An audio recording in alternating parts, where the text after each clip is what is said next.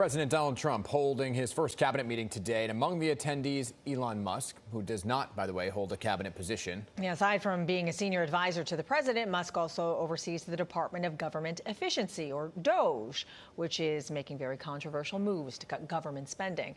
And we're joined today by NewsNation's Chris Cuomo, whose weeknight show Cuomo delivers a no-nonsense look at the biggest stories of the day. So it's great to see you, Chris. Never a shortage of topics to talk about. It's good to be with you. Good morning. How can I help? Well, I mean, you have great guests every night, and what we all love about it is that you really are fair and balanced. Look, the job is pretty straightforward. The best way to be a big deal is to pick a side, right? That's what we see, certainly with the pod people. Pick a side, tell them that they're right, that the other one is the one to fear, and you get your following and you get paid. It's made it very challenging for us in the news business, especially with all this emerging digital media saying that we're the bad guy, right? It used to be MSM, right? Mainstream media. Now it's legacy media and all these other silly words that are just code for watch me, not them.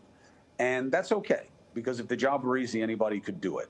And the challenge is to remember the majority, to get away from left and right, remember reasonable. Remember, social media is not reality. It's amplified minorities. Yeah.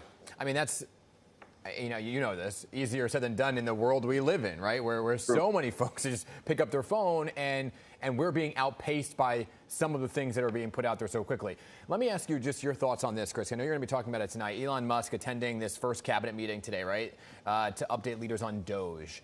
We heard, because we're local, from somebody like a Nicole Maliotakis, a congressional member, who said maybe, she's a Republican, maybe they're moving too fast because they cut the 9/11 funding and so on and so forth. What are your thoughts on DOGE? What's working? What's not? Disruption. People wanted disruption.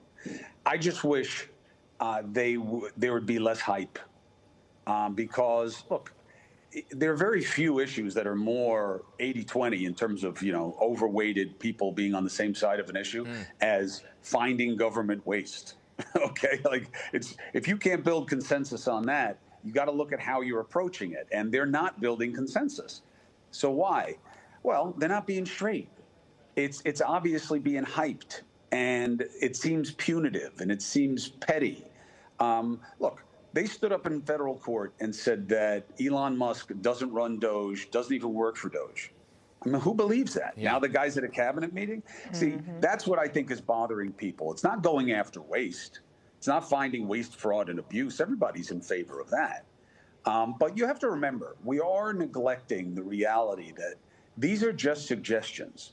This guy Musk can't do anything by himself. He is the president's boy. And whatever the president decides to do, that's what will happen. Yeah. But when it comes to many of these cuts, even the ones that they just deleted on their website after bragging about them for a few days, Congress holds the ultimate power.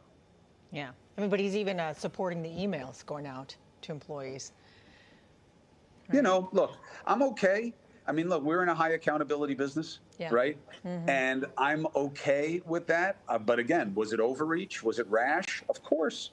And Kash Patel and Tulsi Gabbard and Secretary Hegseth all had to back them off and embarrass the administration by saying, no, you're not getting emails from us.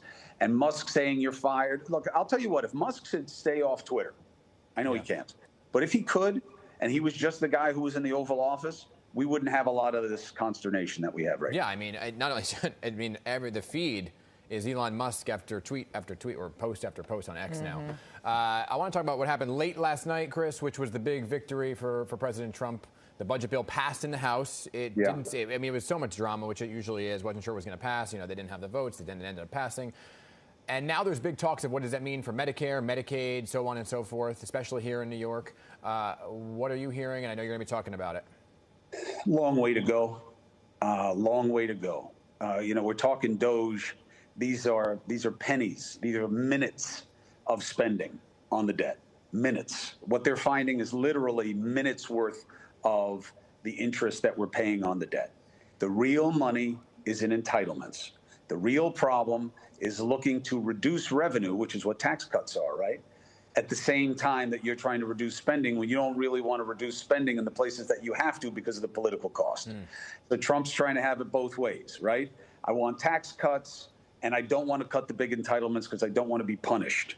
The problem is that doesn't work in terms of bringing down the debt, and it doesn't work for fiscal conservatives. And right now, it doesn't even really work for Democrats. I think his biggest problem, though, are his own people, because they don't want a repeat of 2016. Those tax cuts did not pay for themselves, and everybody knows it. Like salt.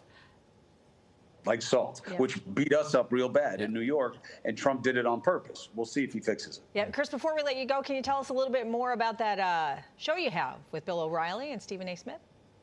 The Three Americans. Yeah. Which is 100% accurate. This is something that's never been done before. Did we lose him? Did we just lose him? Oh, from the silos and conversation. You still got me? Yep. Yep. You got me? Yep, we got you.